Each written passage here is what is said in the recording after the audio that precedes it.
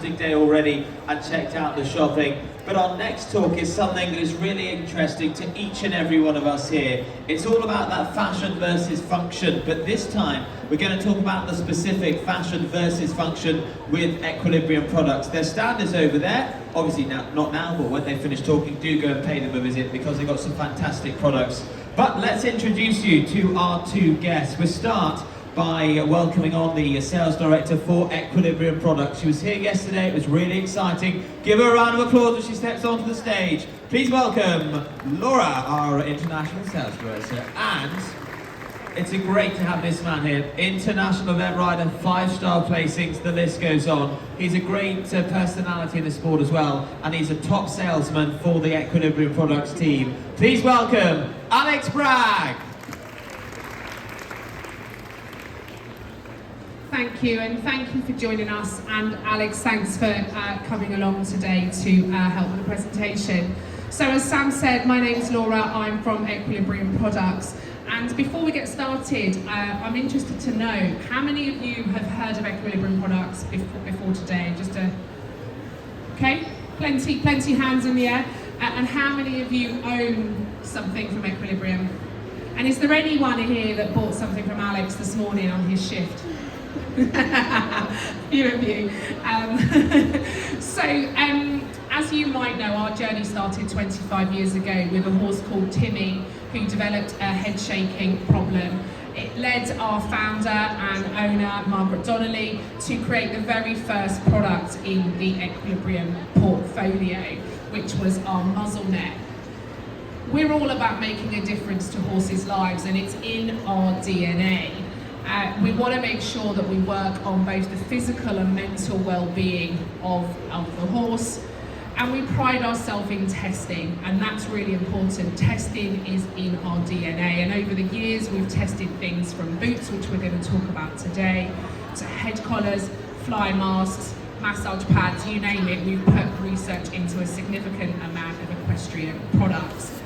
The other thing that I think is really important is this isn't something new. So leg protection and the argument around fashion and function isn't a new thing for Equiibrium. In fact, if you look at the screen, you can see that we've been banging the drum for quite some time. This is some inserts from Horse and Hound back in 2008, where we were looking at industry-wide and calling for industry-wide testing in boots. So it's not a new fad to us, and it is something that is really, really important.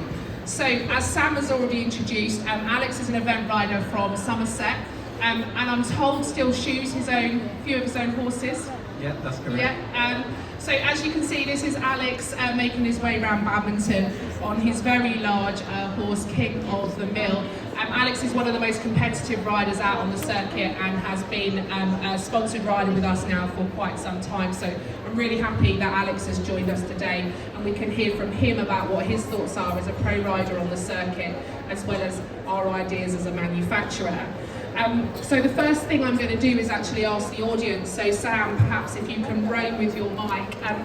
Why do you boot your horses? And just one or two people in the audience, if you wouldn't mind popping your hand up, and Sam will come with a microphone. Don't be shy. Why do we boot our horses? Or we'll pick on you, so to be honest, someone might as well raise their hand. There was a hand up at the back, and then Mum went, no, put your hand up. No. Where was it? It was there, wasn't it? Look, there you are. To protect their legs. Perfect, yeah, so for protection. Anybody else? Got anything else why we boot horses? Don't be shy, or else. This lady here. Where are we going? Raise your hand. So to support the horse's leg? Okay, yeah. Any more? Anything different? Alex, what about you? For me, because I like a boot to match my numna colour, so that's really important to me. Yeah, perfect. Matchy. Anything else? What have we got? Is this a serious? It is a serious question, yeah. A serious question with a serious answer. All right, so for me, it's prioritising importance, yeah, because the horse works very well by itself naturally, but we do have that instance where we're competing and training like someone said about the horse maybe striking into itself or hitting something, so for protection is really important. So that is why, and the only reason why we would wear boots is for protection. And then we have to weigh up the odds against the function as to why we do that. Yeah, perfect. So when we think about why we boot our horse, on the next slide you can see that the primary thing that we've said is that protection is the most important thing. You know, the lower leg is vulnerable with very little natural protection. As Alex alluded to as well, you know, accidents can and do happen. So we have to bear that in mind, and bear that in mind when we're weighing up the pros and cons to boot or not. And the other thing is that we're asking horses to do the things that are natural. You know, so when we're asking them to half pass up the centre line or go around badminton and jump into the badminton leg, I'm pretty sure you know, that Miller wouldn't necessarily just go and do that of his own accord. So we're asking him to do things that are natural. So we want to make sure that they're protected. What about when we might choose to not boot our horse? Alex, for you, why would you maybe not boot? You mentioned weighing odds up, so when are some of the odds in favours of not booting? Yeah, so I'm just going to expand a little bit on your sort of reasoning there. It's not that we're asking horses to do things that are not natural, but we're asking them to do them repetitively. Yeah. So we're increasing the element of risk because they're not just jumping a hedge or a puddle in the field, we're doing it over and over and over again. And we're going at speeds and stuff. And we also do this thing, like Laura mentioned on the farrier, we put metal shoes on their feet. So if they strike into themselves, they're going to cause more damage than if they were barefoot. So if my horses are barefoot, this is where I'll start, the young horses in particular, we wouldn't necessarily boot them up to begin with. They're going to cause less damage if they strike into themselves, so there's no reason to pop them on. If we are turning our horses out into the field and they're on regular turnout, we know they're going to be calm, we like to keep the legs bare. One, is just better for the function of the legs are not going to get sweaty, etc, etc. So if we can avoid putting the boots on, we will. But wherever we're concerned about the horses striking into themselves or them hitting their legs on something, you know, sadly it comes to the stage where you have to put a boot on because it's easier to have a method to manage than it is to try and fix an accident, because that's very unpredictable, and all of you horse owners out there know that horses can be quite unpredictable. So we have to do the best to protect them almost from themselves. Yeah, I think that's a good point, isn't it? And I think it is all about that balance. And as a manufacturer, I think it's really important to say that we absolutely accept there are times where the not booting of the horse is the right thing to do. So some of the stuff that we had was the activity. So as we've said, it could be low risk. So Alex mentioned about perhaps the young horses that don't have shoes on. The risk there is lower. You know, so it could be, as Alex also said, you know, the horses are used to regular turnout, and so they're not going to go out and have the funny 5 minutes, but perhaps there's an argument after 6 months box rest that you might choose to do something to kind of protect them against themselves. One of the things that we hear quite a lot with people not wanting to boot their horses, particularly in the last few years, although from a manufacturer perspective it's always been important to us, is about the heat build-up. So, you know, particularly this summer, or the summer just gone, it was particularly hot, and we know a lot of horse owners actually opted to remove boots off of their routine because weighing up the balance, sweaty horses, sweaty legs in whatever we had 30 degrees may be considered the wrong thing to do. So the heat build-up certainly causes concern for horse owners. And then the last thing that might put people off is a bad experience. You know, you might have bought a boot in the past, spent your hard-earned money, it slipped, it rubbed, it didn't do what you asked of it, it didn't last. So there might be some reasons where you choose not to boot the horses. So when we're thinking about buying a boot, and Sam, if I can ask you to roam again for me, what do we consider important when buying a boot? If we just hold just one more slide, that'd be great. So what's important when you're buying a boot? What do you consider? Any show of hands on what we consider to be important when we're buying a boot? The weight of the boot, this lady said, yeah. So how heavy that boot is, yeah, perfect, definitely. This lady at the back. It's always the ones at the back, every And then I time. think there's going to be someone right at the front, Sam. Secondly, I'm going to pay them to do it. So how breathable the boot's going to be, yeah, absolutely. Someone on the front row, make him run. What have we got? Here we go, perfect. Not planted at all. Yeah, thanks. The fit of the boot, so yeah, is there a big size range? Is my horse particularly big, small, wide? Yeah, anything else? Got a lady here? Someone over here, they're great. Water retention, especially during empty. Yeah, so are the boots going to take on water? And then if you're eventing, I've got to get around the rest of the course. With badminton, Alex, I think there's two ways the course runs, isn't there? And one of the ways it runs, the water comes quite early. Yeah, definitely. So, I mean, I could go on about this subject quite a lot. I'll give you a quick insight into how I first got involved with Equiibrium. Was I was at an event competing, and I'd followed somebody in on the cross country. This was at their April show. It was very, very hot. So I was 2 minutes behind them. We were parked next to one another. And as I got off and we were stripping our horse of its boots, my boots were sopping wet. And the person in the lorry next to me, their boots were bone dry. And I'm thinking, how does that happen? And I'm thinking of the weight of my horse's boot because it has the water on it. And then I pick up the Equiibrium boots and they're feather light. And I'm thinking, I'm missing something here.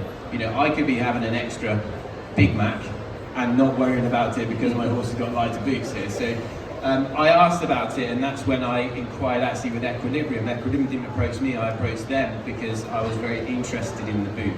Now, weight and water retention, it goes hand in hand when eventing going through the water fence. So the one thing is, you'll give all a technical bump, I know, but with the airflow that goes through these boots, which they are the best or one of the best, and they have the research to prove it on the market, it doesn't just cool the tendons of the leg, which is vitally important, it dries the boot out. So almost immediately from galloping away, you're already starting the drying process, so the weight is decreasing.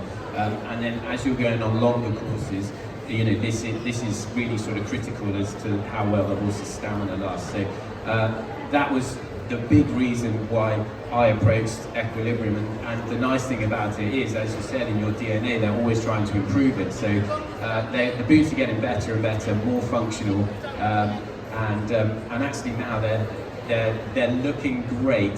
The horses are really comfortable in them. I don't find that they rub even when the horses are competing, and yeah, they dry out and you can use them again straight away. So if they get muddy, you literally spray them off within 10 minutes. They're usable rather than having to hang them for 2 days, especially in the winter. Yeah, we don't all have the luxury of heat in our tack rooms. I think this lady had another reason that was important to buy a boot. Price versus durability. Yeah, absolutely. So how much they cost and how long are they going to last? You know, we all work hard to buy the best we can for our horses. So how long do they last? And what are they going to cost? Are they within that budget? And am I going to need to replace them? So there's a few things there. And there's a couple of other things that we've got here. So, you know, it could be that you're really drawn to a particular brand. So I think it's important to say that this list is what we get told as a manufacturer is important. And then we've got to work through providing products that fit within there. The fit and the size and the comfort. You know, what protection they're going to offer, what colour are they, you know, that is an important factor for some people, and what material they're made. Perhaps my horse has got a neoprene allergy and therefore I need to find a boot that hasn't got neoprene in them. So just to clarify, when we talk about protection, I think it's important that there's a couple of things that we're looking at. So when we talk about protection, we're talking about protection against penetration and concussion.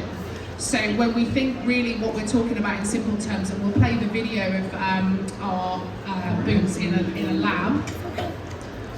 So you can see there that you've got a boot, and you can see there that you've got a blade.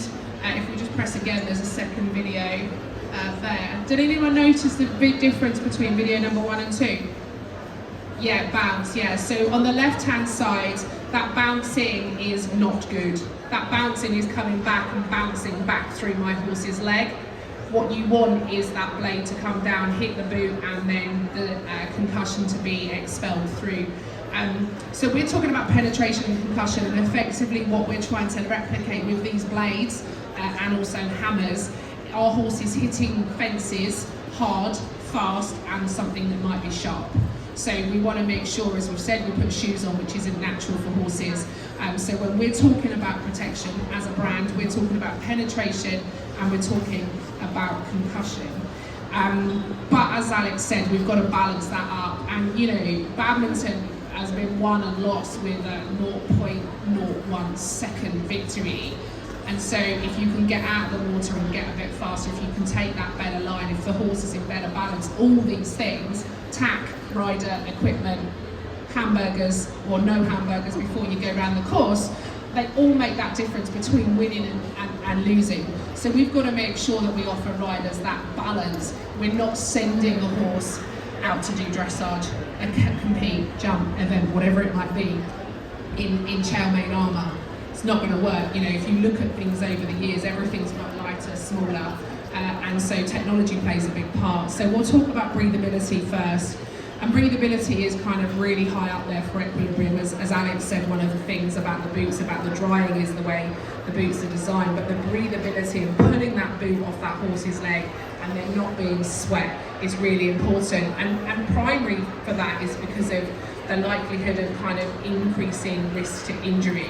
So research has shown that when your tendon cells are heated up to 48 degrees for 10 minutes or more, approximately 80% of them will die. So we want to keep those legs as cool as we possibly can. And we want to look at things like, not only when we talk about heat, we're talking about how little the boot will warm the leg up, but also how easily the boot will allow heat to expel. Because if it's a hot day, it's a hot day. We can't change the temperature in the sky, so we have to find a way to get that heat away from the leg. The other thing as well, and we're going to show a video here of a horse just jumping. Watch the fetlocks as the horse lands. That horse is putting itself, you can see what's happening through there. So when we talk about boots, we talk about breathability being important, and flexibility is also important, and that's because we want to make sure that we don't restrict joint movement in the horse. We want the horse to be able to do what it needs to do without its equipment getting in the way. And so flexibility of a boot is really important, and I'll talk to you about how we test that in a moment. And then the last thing, as we've talked a little bit about, is the weight. So when we add weight, it significantly increases the effort that horse needs to make. And some boots can double in weight when they're wet. So they might start light, but you submerge them in water and suddenly they become very heavy. So how heavy is the boot when it's wet? How heavy is the boot when it's dry? The more absorbent a boot is, the heavier it's going to get. And then the last thing before we move on is to think about where that weight's going to go. So I am going to ask you all to stand up and take part in a human experiment. So you can all stand up for me. If you've got a shopping bag, pick it up. And I just want to prove the point that I'm trying to make about where the weight is going has the biggest importance. So if you've got a bag, I want you to pick it up and I want you to just pop it on your shoulder. So most of you have got sort of shopping bags. Okay, so for those of you that have got bags designed for shoulders, this lady here, she looks perfectly comfortable. She looks like she could stroll around the show all day. Yeah, pretty easy. Most of you that have got those types of bags, it's easy up here, isn't it? What about if you put your arm out, and now I want you to put the weight in the nook of your arm.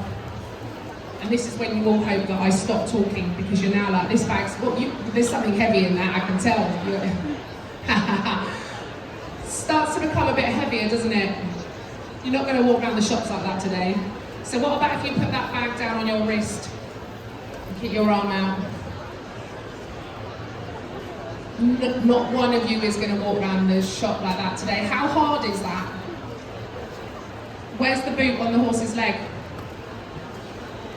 Yeah. So when we think about weight, it's really, really important for loads of reasons. You can sit down now, thank you. It's really, really important that when we think about weight, one of the major things, or one of the major flaws in where we're putting a boot on a horse, is we're putting it on their leg. So we're looking at that is having a bigger impact than perhaps your equivalent of your bag on your shoulder. So we talked about the testing. and I'm going to just talk to you a little bit about how we do our boot testing. So the boots are tested in 3 phases, and we think all boots should be tested across the industry. So the first phase is in the lab, and the lab is the same lab as tests hats and body protectors, and I think that's really, really important because there are industry standards for hats and body protectors. Okay,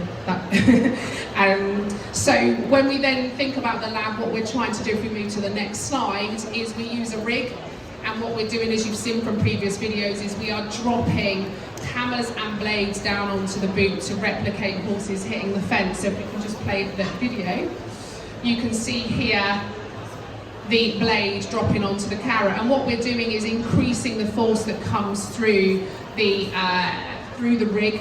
And of course, the leg is representing the horse's, the carrot is representing the horse's leg. We then move on to the next phase of lab testing, which is all about the breathability. So we want to see how well heat can be released from the boot, or how insulating the boot is. And then we test breathability. We look at things like moisture, and this is where you start to see these images of some of the technology that we're using to look at breathability and moisture within a boot to make sure that it delivers. Flexibility also gets tested in the lab. That also gets tested with a rig, and you can see here that what we do is we take the boot and we put various weights onto the boot and we hang it off the rig. And what we're looking for is the degree of flexibility. Of course, what you don't want is something completely floppy, but you want something that is going to move as that horse moves its pace. And then the other thing we've talked about where we would look in the lab is the your weight. So how much does this boot weigh? What about when I put it in water? What about a few minutes later? That's before the boot will even go on a horse's leg, and that process can take, in some instances for some of our products, several years, because we may not get the answer we want. It may not be flexible enough, it may not be breathable enough, it may not do what it needs to do, it might not protect. So that phase can be almost sometimes some of the longest phases. Then we bring in riders, so everyday riders, a tester panel that will look at things like fit and comfort. And we do that to make sure that we've got a product that people can use, and we take on feedback, and perhaps at this stage we make some changes, and we would then go back to phase 1, put the stuff back through the lab, put it back into phase 2, and then the final phase, which is often where we use like the likes of Alex, which is boots that are being tested by riders, because in reality, on an average day, Alex, how many horses might you ride? Yeah, so I'd be riding a dozen horses a day, really. Yeah, so with a rider like Alex, 12 dozen horses a day, that's 12 pairs of legs, multiply that by a week, you can see that we would be able to get much quicker results for things like durability. So one of you mentioned that how long is the product going to last? So durability for the products is really important versus perhaps a one horse owner that if we gave a pair of boots, they're going to use 4 times a week, multiply that by a year, we can speed that process up. Alex, when you get a product in, and not necessarily an Equiibrium boot, but when you get a product in, what are the things you're looking for when you're kind of going through testing phases or feedback phases with manufacturers? So the first thing, like relative to the boots really, so when we have a pair of your boots in, I'll put the boots on the horse and it'll be fit. That's the first thing, and do I feel that the boot is actually going to be comfortable for the horse? That's the main thing.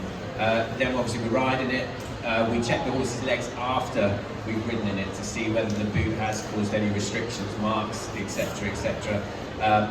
And then just through due course, and the fact we're riding on different surfaces and different conditions, so different weathers, we can then see how the boot is operating when it comes off the horse, whether we can use the boot again that day, because there's some boots that if they get wet, you just can't use them again that day. And when, we'd have 20 odd horses in the yard, it'd be lovely to have 20 sets of boots for every single day, but that's not always practical and it costs a lot. So whether that boot can be used again that day, and I suppose I'm not trying to get the horses to hit their legs to test that, I take their word for it, but you do through experience know whether those boots are working. For example, in here we have an all-sport boot, which is great. All my horses go cantering in boots, but they wear these boots. They don't No, they're not the. Which are the ones with the guard on them? So those are the all sports, and then the impacts of the cross country. Yeah, so the impact ones we would wear for cross country because we're worried about them striking a fence. But for general fast working work, we just use the all sport boot because it is so breathable and it's really important. And again, you just take those. We're obviously calling the legs after they do work like that, but you do find that is it necessary? Probably not quite so much because those boots work so well. So that's basically, it's just a hands-on evaluation. Yeah. Really. Yeah, perfect. So, in summary, before we take some questions, I guess if you don't need to boot your horse, consider not doing that. And if you are booting them, as Alex said, boot them for the job they're doing on the day. So you might have a couple of different pairs of boots that you do different things with, you know, cross country versus perhaps hacking. If you are booting the horse, consider why you're doing it. And if you are going to buy a pair of boots, I really urge you to look into the testing that the boot has had. You know, do they do what they say on the tin?